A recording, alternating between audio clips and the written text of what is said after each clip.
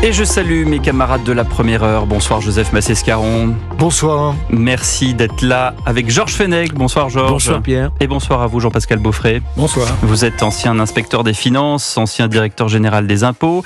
Et puis vous publiez cet article dans la revue Commentaire, Les trois singes et les finances publiques. Alors ce sont les trois singes japonais que l'on connaît, qu'on a même sur nos emojis, sur nos smartphones, celui qui se bouche les oreilles, celui qui se bouche les yeux et celui qui se bouche la bouche. Pourquoi avoir choisi ce symbole en ce qui concerne la dette de la France ? Mais vous savez, en Asie, quand on parle de Mizaru, de Kikatzaru et d'Iwazaru, les trois singes, c'est un principe de sagesse. C'est-à-dire, devant le mal, il faut se voiler les yeux. Devant le mal, MAL. MAL. Okay. Il faut se voiler les yeux, il faut se boucher les oreilles et se fermer la bouche. Mais pour nous, c'est complètement différent. Parce que c'est face à la situation financière du pays, c'est face à la dette que ce que je constate depuis maintenant des années, c'est que nos trois singes deviennent aveugles, sourds et muets.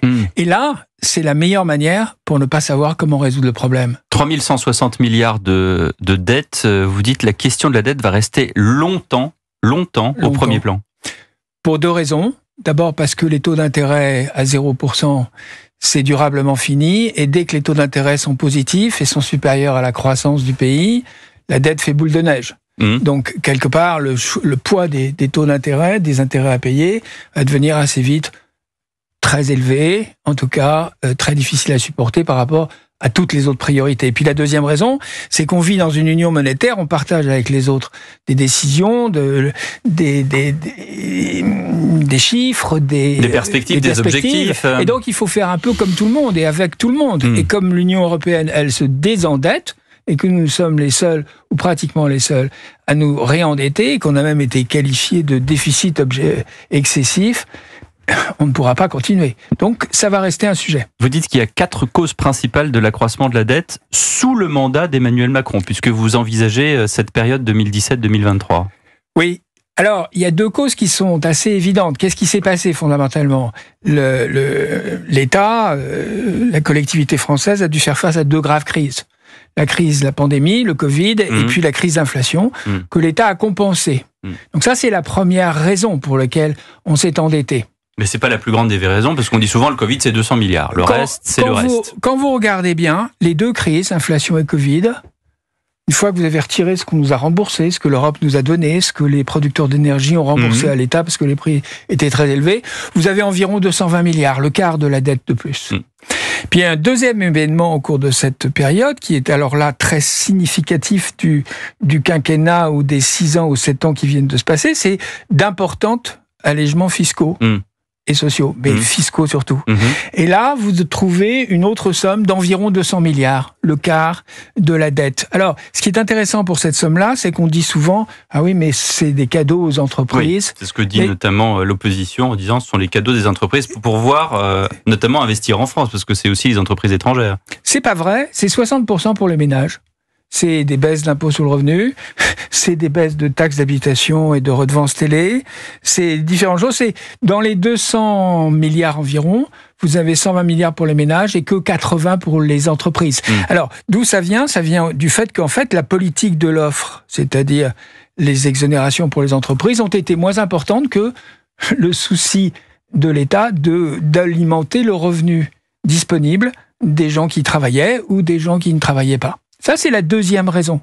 Il y en a encore 2 autres. Il y en a 2 autres. Alors, je vais en mettre une de côté, une petite, c'est que l'État a augmenté ses actifs. Il a augmenté les propriétés qu'il avait. Par exemple, il a investi 30 milliards dans des entreprises nationalisées. Mais il a mis 17 milliards dans EDF, dans Areva, Orano, dans Air France, la SNCF, etc. Donc, il s'est endetté pour avoir un actif en face. Et on arrive à la 4e raison. Et la 4e raison, c'est les retraites. Les retraites. C'est les retraites. On vous a dit que le problème de la sécurité sociale, c'était la maladie. C'est vrai que la dépense maladie est supérieure à ses recettes, mais globalement, la sécurité sociale hors retraite, elle a été équilibrée au cours de toute la période. Ce sont les retraites. Alors pourquoi ? Parce qu'on a un système, et ce depuis très longtemps. Et ça, c'était même avant 2017, n'est-ce pas ? On a un système qui, je dirais, est trompeur. Non pas que quelqu'un mente dans le système est organisé pour ne pas dire d'où viennent les causes des déficits. Vous le savez plus que jamais, puisque je rappelle que vous avez été directeur général des impôts. Voilà, et puis, c'est pas cet article dernier qui fait foi. J'en ai déjà écrit 4 ou 5 et j'ai vu énormément de gens et j'ai testé cette idée avec énormément de responsables publics. Et je n'ai pas encore trouvé la moindre contradiction. Donc, pour faire simple, l'État paye des retraites à ses fonctionnaires. Combien ça a coûté, ces retraites-là ? Parce qu'on était sur un chiffre, on a dit 200. La dette, elle est de 1000 milliards de plus. Oui, alors les retraites ont coûté depuis 2017, de Macron. Depuis 2018, les retraites, 2018, 2023, 440. 440 milliards. Oui, c'est 70 milliards par an. Oui. C'est 70 milliards par an. Alors, comment vous faites 70 milliards ? C'est simple. Les retraites, c'était par exemple en 2023, 380 milliards. Alors, dans ces 380 milliards, comment on les finance ? On les finance à hauteur de 260 milliards uniquement par des cotisations. 2 tiers. Les cotisations ne payent que 2 tiers des recettes. Les Français pensent que leurs cotisations ont payé légitimement pendant toute leur vie les retraites qu'ils allaient avoir. En réalité, c'est que 2 tiers. Ensuite, vous ajoutez à ces 2 tiers 14% d'impôts, une petite cinquantaine de milliards d'impôts. Donc, vous voyez, 260 et 50, c'est 310. Pour obtenir 380, il faut que vous ajoutiez 70 milliards de subventions. Et alors, ce sont d'autres administrations qui donnent ces subventions. Qui les donnent ? Essentiellement l'État, pour payer le régime de retraite de ses fonctionnaires, mais aussi les collectivités locales, les hôpitaux, parce qu'il y a un déficit important, il y a un besoin de financement important pour les retraites des agents locaux et hospitaliers, mais aussi la politique familiale qui verse 10 milliards par an au régime général pour les retraites, mais aussi l'UNEDIC qui verse 4 milliards pour les retraites du régime général. Donc quand vous avez un montant de 70 milliards de subventions, là, ces subventions équivalent à un déficit, parce que vous voyez, un régime de protection sociale, sur 100 de dépenses, vous devez en face mettre 100 de cotisations ou d'impôts, c'est-à-dire de prélèvements obligatoires sur les gens, qui payent en même temps que la dépense. Mais dès que vous avez d'autres administrations qui financent un régime de protection sociale par subvention, comme ces administrations ont de la dette et sont déficitaires, forcément c'est de la dette. Jean-Pascal Beaufret, vous restez avec nous, vous êtes ancien inspecteur des finances, ancien directeur général des impôts, vous venez de nous dire que 440 milliards sur les 1000 milliards de plus sont dus aux retraites et au financement des retraites. Question, après le journal permanent, pour vous, faut-il changer de système de retraite ? Puis on aimerait quand même vous entendre, Georges, Joseph et moi, sur ces hausses d'impôts qu'on nous promet, sur quoi elles vont porter. 19h25 sur Europe 1, vous restez avec nous. Europe 1 Soir. 19h, 21h, Pierre de Villeneuve. Jean-Pascal Beaufret, ancien inspecteur des finances et ancien directeur général des impôts, auteur de l'article « Les 3 singes et les finances publiques », retour sur les 1000 milliards de dettes 2016-2024. Et notre invité ce soir avec Joseph Mess-Escaron et Georges Fenech, qui vont vous interroger bien sûr sur ces fameuses hausses d'impôts qu'on attend. Juste une toute petite question, en quelques secondes si c'est possible, d'avoir une réponse courte, parce que le temps nous manque, Jean-Pascal Beaufret. Est-ce qu'on doit changer, c'est un peu un serpent de mer qu'on pose souvent, mais est-ce qu'on doit changer de système de calcul de retraite et aller, comme dans les pays anglo-saxons, sur une retraite par capitalisation ? On doit certainement changer la manière dont on le présente au Parlement et à l'opinion publique. Après, répartition ou capitalisation, c'est considéré sur très long terme, sur 50 ans, comme à peu près équivalent. Moi, je pense qu'une partie de capitalisation obligatoire est importante et utile. J'ai vécu dans un pays qui avait changé son système de la répartition à la capitalisation en Australie, et aujourd'hui, ce pays s'en trouve beaucoup mieux. Capitalisation, capitalisation, qu'il faut le rappeler, Joseph Mess-Escaron, qu'il faut le rappeler, au départ, est une idée de gauche. Bien sûr. Parce qu'on ne le dit pas assez. Parce que c'est présenté généralement comme l'horreur libérale. Mais à l'origine, c'est une idée de gauche. Absolument. J'étais très intéressé par la présentation très transparente des comptes publics que nous a fait M. Beaufret, que peut-être en tant qu'ancien juge d'instruction, je pourrais qualifier de bilan inexact, de faux comptes, d'abus de biens sociaux, sur un côté un peu pénal. C'est-à-dire que vous nous expliquez que les comptes qui sont présentés par l'assurance maladie, la sécurité sociale, les départements ne reflètent pas une réalité. Et ce sont en fait des transferts comme ça, de fonds qui n'ont pas véritablement vocation à être transférés, mais qui le sont quand même. Ça, c'est très intéressant. Vous faites un constat qui, quand même, nous apporte un éclairage que nous ne connaissions pas, sauf quelques initiés à l'Assemblée nationale. Les comptes de chaque organisation sont justes, bien entendu. Ce qui est en cause, c'est que l'État, quand il présente son déficit global, 5,5% en 2023, 154 milliards, il ne vous donne pas la contribution de chacun des organismes à ce déficit, parce que à l'intérieur, il y a des transferts entre administrations. Bref, il ne fait pas de compte consolidé. Vous savez, M. Fenech, c'est exactement comme si vous aviez un groupe d'entreprises privées, mettons une entreprise agroalimentaire, elle a une division dessert qui marche pas et une division fruits-frais qui marche. Alors qu'est-ce qu'elle fait? Pour montrer que les deux divisions marchent, elle subventionne la division dessert par la division fruits-frais. Mais l'autorité des marchés financiers la condamnerait. Donc vous avez raison. En tant que examen des comptes, le fait de ne pas présenter des comptes consolidés, où chaque organisme a sa contribution au déficit global, ça, c'est un constat exceptionnel grave, que nous fait M. Beaufret. Par contre, et ça c'est pas son rôle, c'est pas un politique, évidemment, qu'est-ce qu'on fait pour réduire drastiquement cette dette? Quelle serait la politique de croissance qui nous permettrait de sortir de ce cercle vicieux de cette dette? Qui a été le mantra de Bruno Le Maire. Il ne misait que sur la croissance. Avant lui, moi je me souviens de la campagne de François Fillon, vous vous souvenez, 500 000 fonctionnaires en moins, réduction de ceci. Est-ce qu'on va pas y être obligé finalement? Vous savez, pour moi, il y a deux catégories de dépenses publiques. Il y a celles qui sont des dépenses de solidarité, une indispensable solidarité. C'est 800 milliards environ. C'est la sécurité sociale et tout ce qui tourne autour. Mais quand même, ce sont des dépenses qui, à 70%, vont vers des gens de plus de 60 ans. On peut pas dire que ce sont les dépenses d'avenir.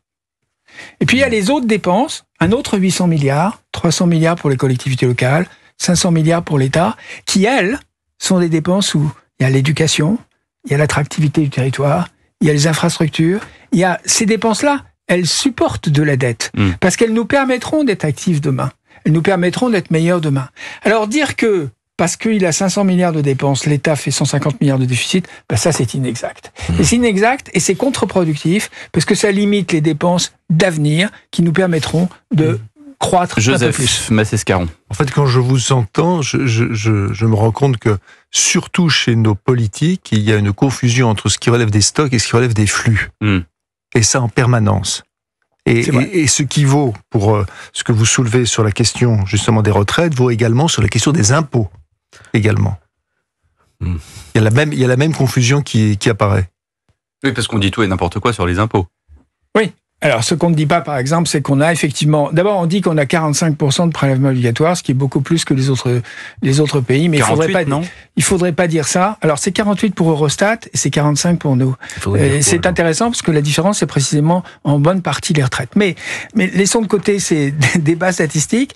On dit qu'on a les prélèvements obligatoires les plus élevés. Mais la réalité des choses, c'est que l'État et les collectivités publiques en France, elles prélèvent 54% de ce qui est prévu. Les recettes de l'État et des autres collectivités publiques, c'est 54% du PIB. Bon, alors c'est vrai que là vous avez raison. Alors comparer un flux d'impôts avec un stock de 48, je crois. Pardon ? La moyenne européenne est à 48.